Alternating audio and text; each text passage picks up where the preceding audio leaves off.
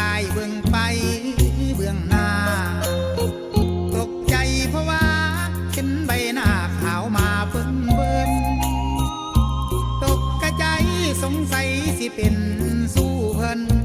คันสิห้องเฮียกเอิ้นกะญาติว่าเพิ่นละบ่สนใจหาที่เด่นอยู่บนใบหน้าคอยยิ้มนั้นนาจังแม่นท่าคอยอยู่บ่เศร้าลูกสาวไผน้อคงสิบ่เคยเหงายิ้มให้เบิ่งแน่น้องสาวยิ้มให้จักสาวนาทีอายสิเอาหัวใจบันทึกยิ้มน้อง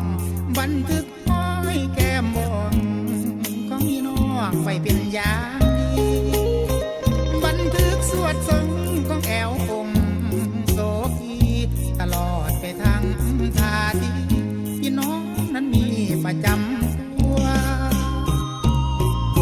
หนึ่งที่อายสนใจความบ่มีไผหู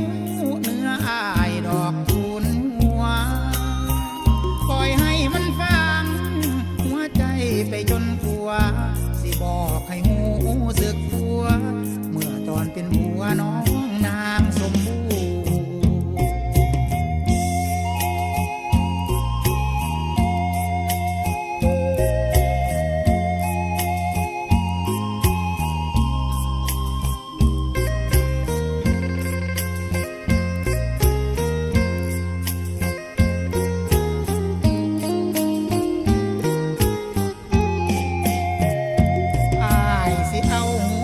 บันทึกยิ้มน้อง